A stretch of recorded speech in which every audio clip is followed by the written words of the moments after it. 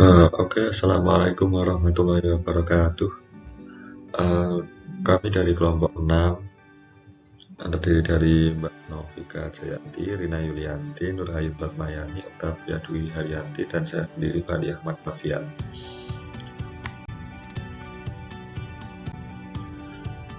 Kelompok kami di sini akan mempresentasikan tentang kebijakan pertanian di bidang kebijakan perbaikan lahan.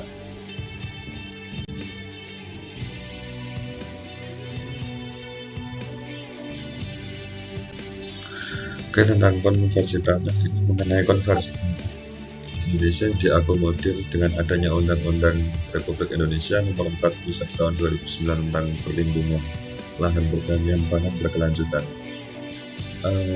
Jadi Undang-Undang ini RI Nomor 41 Tahun 2009 tentang perlindungan lahan pertanian pangan berkelanjutan istilahnya mengemban amanah dari pasal 33 ayat 3 Undang-Undang Dasar Negara Republik Indonesia yang isinya itu bumi dan air dan kekayaan alam yang terkandung di dalamnya dikuasai oleh negara dan dipergunakan untuk sebesar-besarnya kemakmuran rakyat.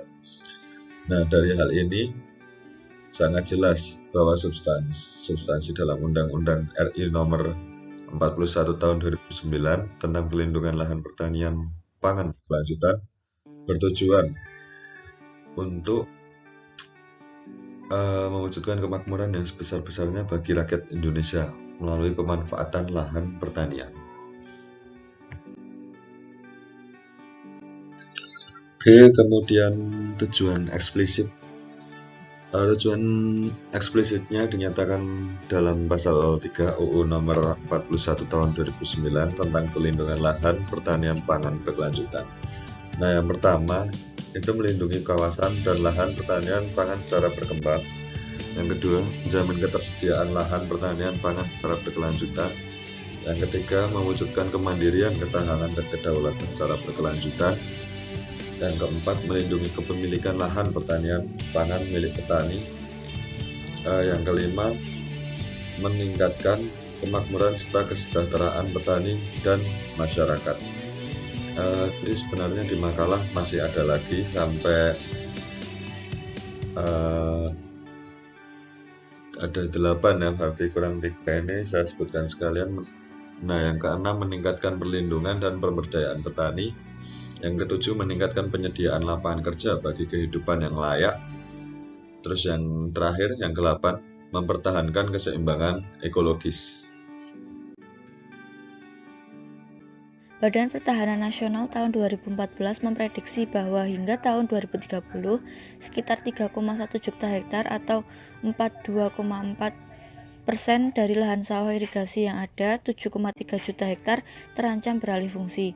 Sebagian tertuang dalam RT RW kabupaten atau kota di seluruh Indonesia.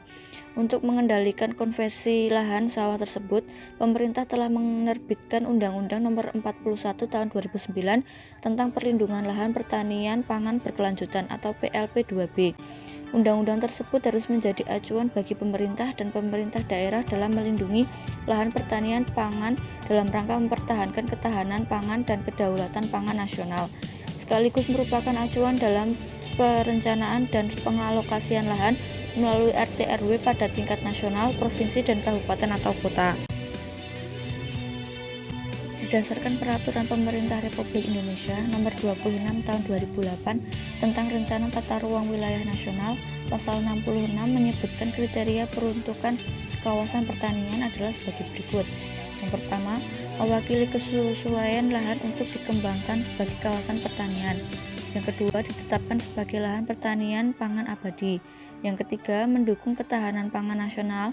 Dan atau 4, dapat dikembangkan sesuai dengan tingkat ketersediaan air.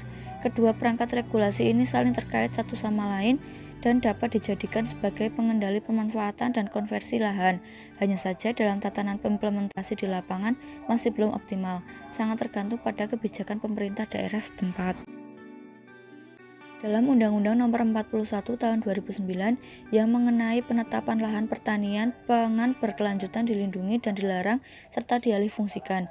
Lahan pertanian yang dilindungi hanya dapat dialihfungsikan untuk kepentingan umum, yang pelaksanaannya diatur dengan dengan peraturan perundang-undangan.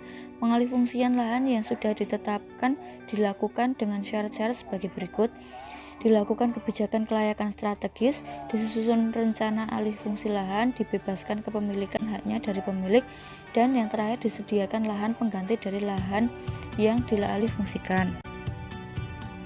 Setelah memenuhi syarat-syarat yang ada, maka pihak yang mengalih fungsikan lahan pertanian tersebut diwajibkan menyediakan lahan pengganti dan dilakukan atas dasar kesesuaian lahan sebagai berikut. Yang pertama, paling sedikit 3 kali luas lahan dalam hal yang dialih fungsikan lahan beririgasi.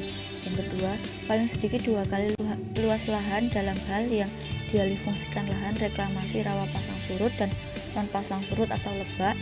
Dan yang terakhir, paling sedikit 1 kali luas lahan dalam hal yang dialih fungsikan lahan tidak beririgasi. Penyediaan lahan pengganti terhadap lahan pertanian pangan berkelanjutan yang dialihfungsikan dilakukan dengan jaminan bahwa lahan pengganti akan dimanfaatkan oleh petani transmigrasi maupun non-transmigrasi dengan prioritas bagi petani yang lahannya dialihfungsikan sesuai dengan ketentuan peraturan perundang-undangan. Dalam prakteknya, konservasi lahan belum bisa dikatakan efektif. Dalam pelaksanaannya terdapat 2 jenis acuan instrumen hukum yang digunakan, yaitu yang pertama mengatur lokasi kegiatan pembangunan termasuk lahan pertanian yang dapat dikonservasi ke penggunaan di luar pertanian, dan yang kedua peraturan-peraturan yang mengatur prosedur pelaksanaan konservasi lahan pertanian. Perlu ada sumber daya keuangan yang besar untuk sepenuhnya membentuk semua lembaga tersebut dan mendukung keterlibatan masyarakat yang berkelanjutan dalam merancang undang-undang dan peraturan lebih lanjut yang diperlukan untuk mengoperasikan undang-undang baru ini.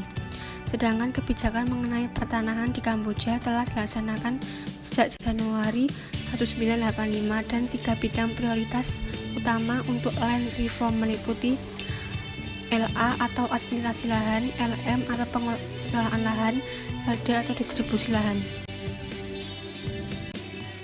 Untuk mencapai arah dan tujuan strategi persegi panjang pemerintah Kerajaan Kamboja, Dewan Kebijakan Pertanahan telah mengembangkan makalah kebijakan pertanahan yang terdiri dari 3 pilar strategi sektor tanah sebagai berikut.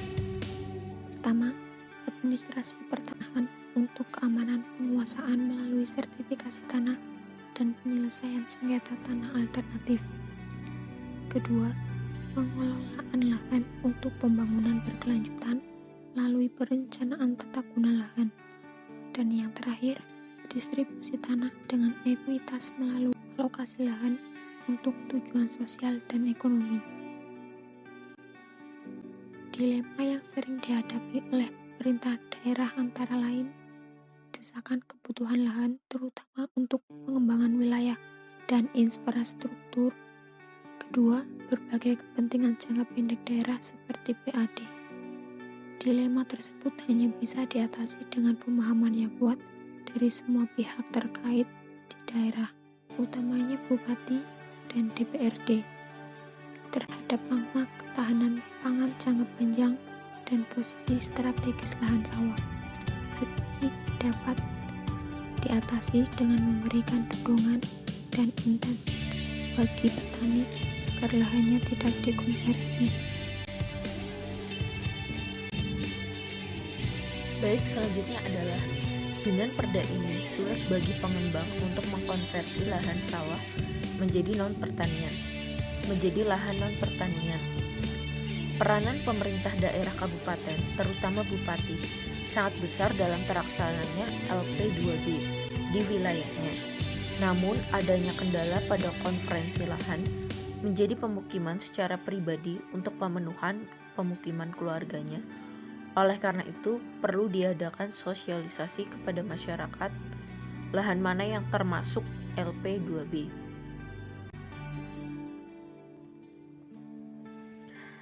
Selanjutnya adalah kesimpulan.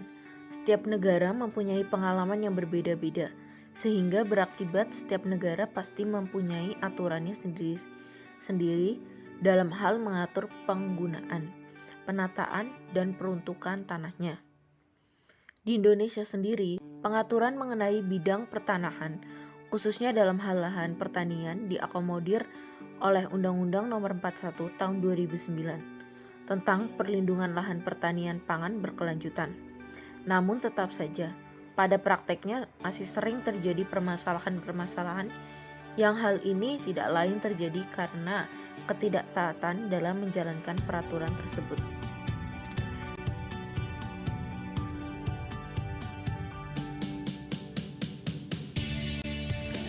Sekian presentasi dari kelompok 6. Bila ada kekurangannya kami mohon maaf. Wassalamualaikum warahmatullahi wabarakatuh.